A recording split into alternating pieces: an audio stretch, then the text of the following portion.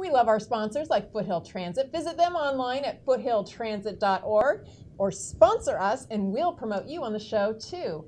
Now for the Morning Buzz, Wikileaks drops a bombshell releasing documents that show that the CIA may be spying on Americans through smart TVs and other devices. And this comes right after President Trump accuses former President Obama of wiretapping Trump Tower. Join us now, political activist Steve Lamb, to dissect all of this information and talk. Now, Steve, is the new leak responsible, are the new leaks responsible by the Russians, or are there information that it might be from insiders? WikiLeaks says it's from American insiders. I mean, I don't know. I mean, all we have to do, we can only take their word, but they seem to have some pretty good stuff. Well, even Snowden was mentioning that this was happening. Yeah, Snowden was an insider. And of course, Admiral Poindexter in the Bush administration, he talked about doing this very openly. This was something that the national security state has been looking at doing for years. So the fact that they are now 20 years doing it, I mean, shouldn't be shocking to anybody. And so the Democrats requesting new investigations into these leaks. What are your thoughts on these Democratic requests for more investigations in this area? Well, you know, anytime you've got massive surveillance of the citizenry by the CIA, that's illegal and it's unconstitutional. And yeah, we should investigate these folks and we should send as many of them to jail as we can because they're violating the nature of the American Republic. So do they really need a warrant or any special approval to do some of these things? Now we have even some of the retired congressmen saying, on the Democratic side, saying that I have proof that this very thing happened to me.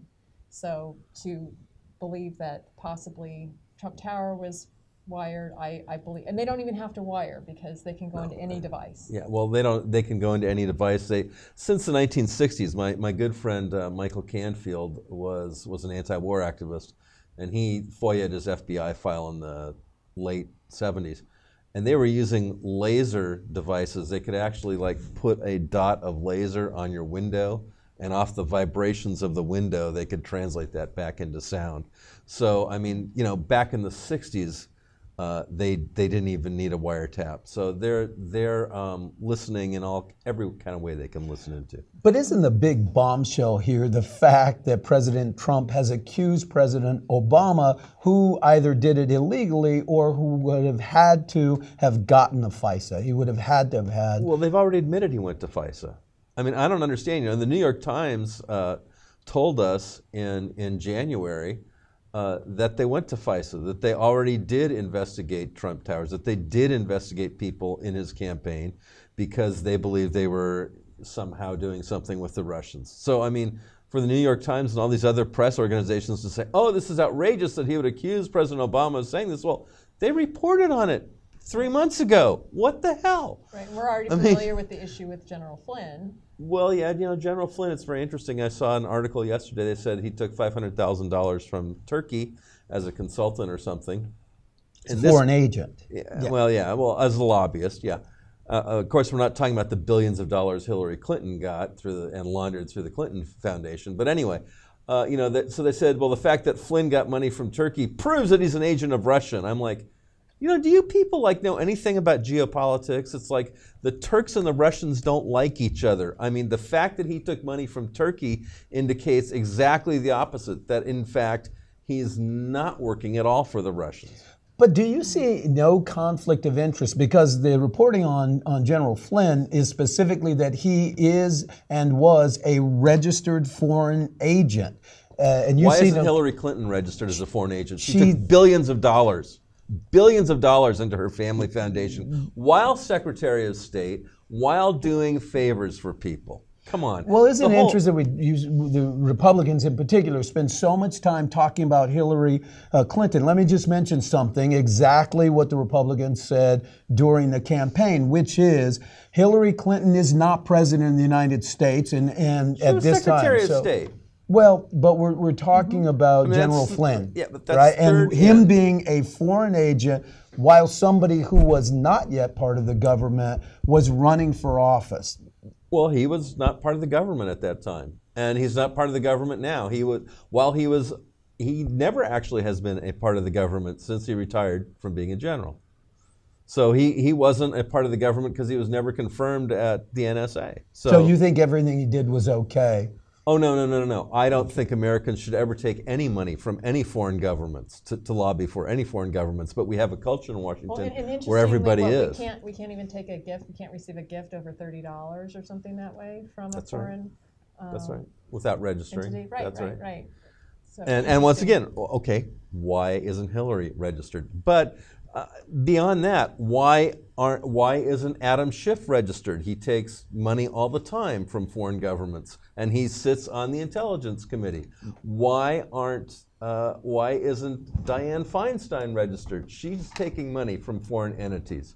Why isn't everybody who's taking this money? Why aren't people in the Board of Supervisors who are taking money from foreign governments registered? Steve Lamb, thanks so much. Bring up some great points. You're welcome. Join us Good again. questions we'll have to come back to, for sure. Thank you. Yeah, let's. Coming up, if you need help getting your message out to a wide audience, you may want to know our next guest. Right. He's a public relations expert who specializes in healthcare. Anthony Mora joins us next.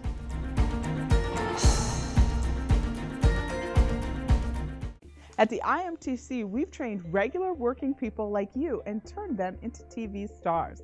Just ask Brian Loftus. And thank you, CCN, for all that you did for me. Signing off, Brian Loftus. Back to you, Tim. Natalie Tavidian. When I was hired here in my first commercial market, they loved that I had that live experience, and that is just priceless for anybody trying to get into this industry. Tracy Leon. I think that any investment in Crown City News' program is a benefit to the community and to journalists starting out. And many more. Those folks and others are now working in their dream TV careers, and you can too. We train kids, teens, and adults, professional storytelling on TV and on social media. Call 626-344-8314 to join the International Media Training Center today. Today my bike got a flat tire. I should be sad, but I'm not, because 6 months ago, I went to Pasadena Federal Credit Union and emptied my piggy bank into their Coinstar machine. I put the money in my kids' club account, and they even gave me a Sammy Rabbit book to remind me to save my money. Dad says he and Mom can save money too in their new savings account. Now I have enough to pay for a new tire, and I still have money left over.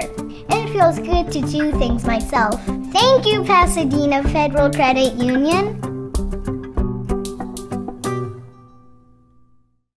Visit thesmileagency.com and find out how we can help you get a beautiful